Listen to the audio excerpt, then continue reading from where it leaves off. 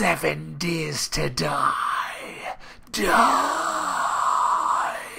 Die.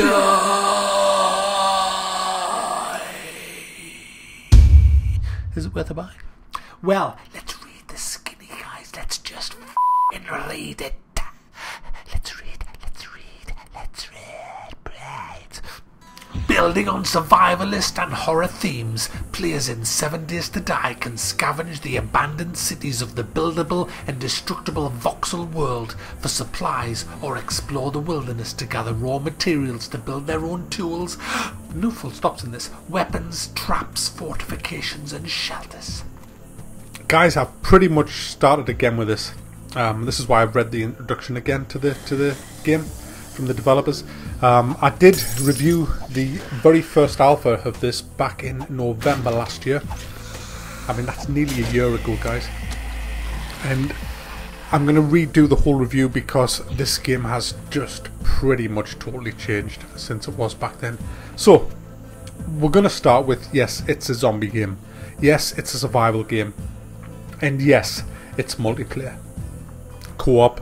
It's got PvP if you want it, or you can turn it. You can change pretty much every setting you can think of on the server.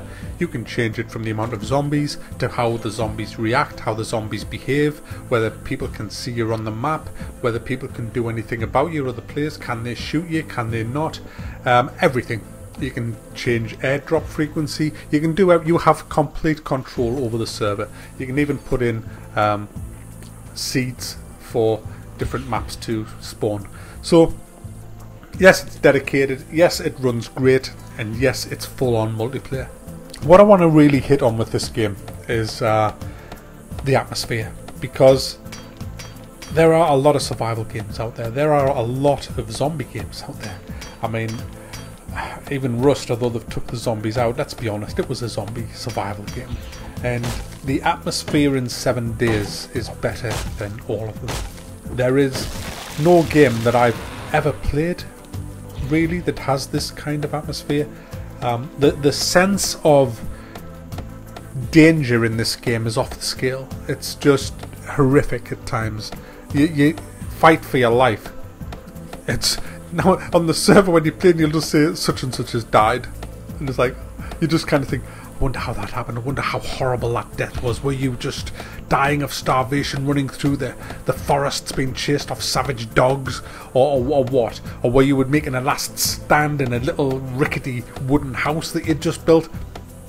Because that's what happens in the server. I mean, there was me and my friend. We'd just come into the world. We had a lot of stuff on us. We had no camp. We had nowhere to live, but we couldn't cook. We needed a pan. We were desperate for a cooking pot for the fire so we could put the water in and the meat, the raw meat that we had, and boil it, because that's how you do it. It's full cooking and crafting in this. And we couldn't find a pot, so we ran for miles and miles and miles in these worlds, because the worlds now are randomly generated. And they're infinite. They just go on and on. They just keep generating as you run, so it never ends. Which makes it great as well, which makes it amazing, because it's real, because the world kind of doesn't run out when you're running. It never have I felt the sense of size like I have in this game. It's just insane. So we were running around looking for buildings, and eventually we stumbled across a couple of houses.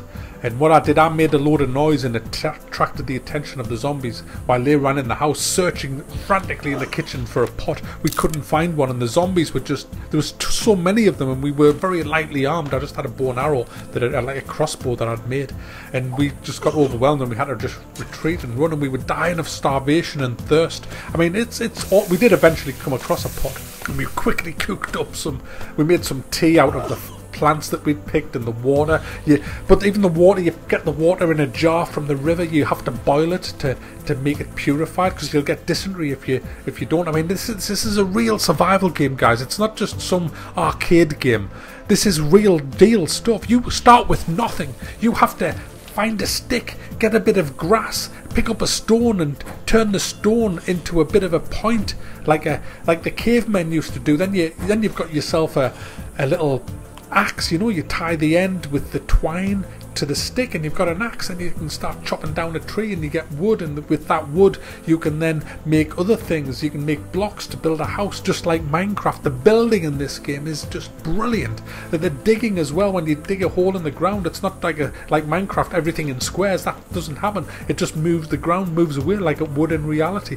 It's just incredible, this game, and you can craft so many different things. You find parts that you can make guns with.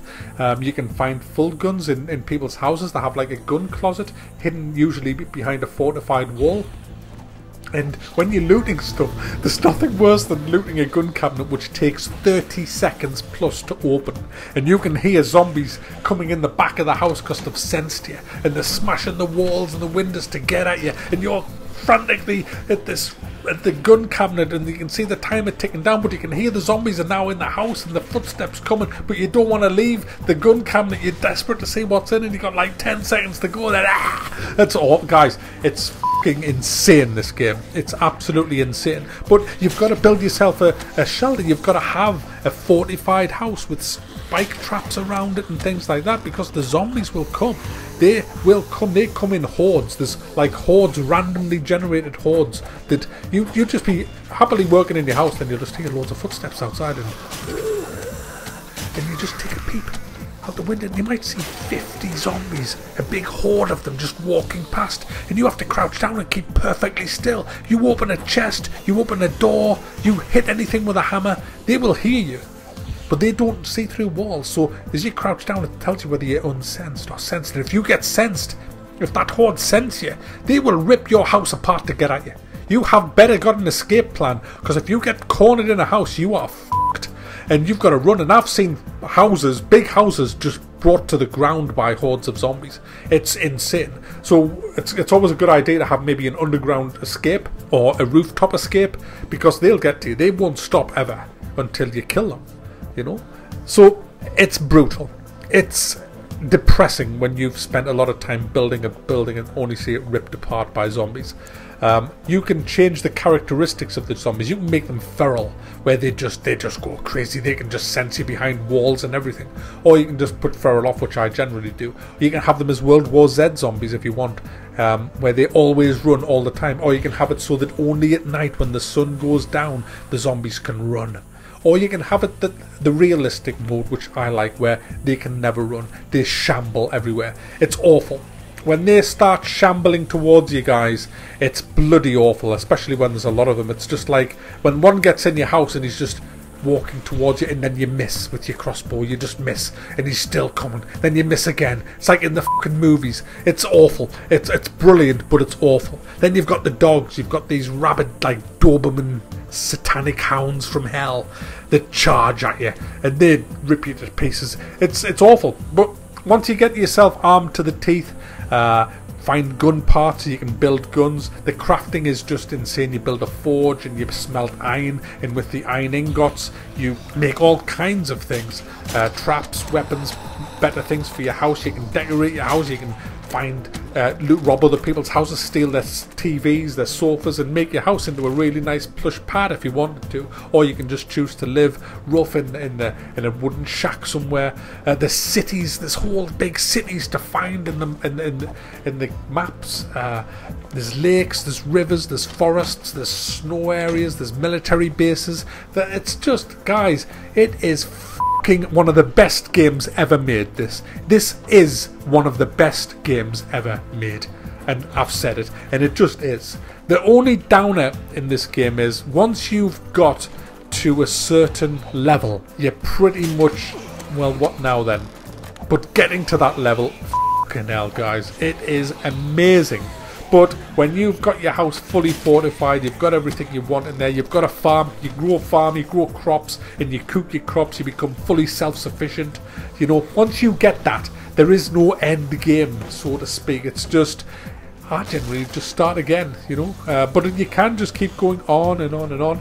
And if you're playing with a lot of friends, it is a lot more fun. So they've added a lot of stuff since I was last here. The full randomly generated world's been added, where you can put in the seed name and it'll create a world based on that seed. They've took away the mini-map, and instead you've got a compass, which is brilliant.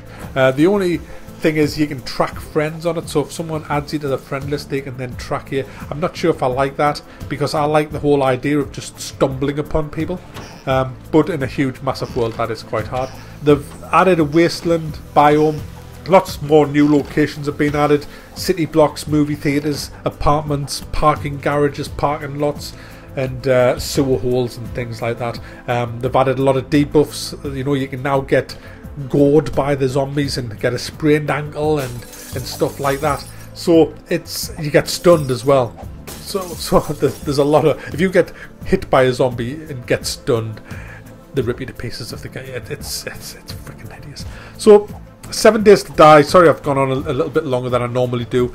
It's an amazing game. It's still in alpha. It's going to be switching to beta very shortly now that they've released alpha 9. They're fixing a few bugs in it that are prevalent at the minute, like ceilings are collapsing when they shouldn't. But these developers are just... You read a lot about these early access games that have got lazy developers, but 7 Days to Die is not one of them. The fun pimps who make this game, they seem like a great bunch of people.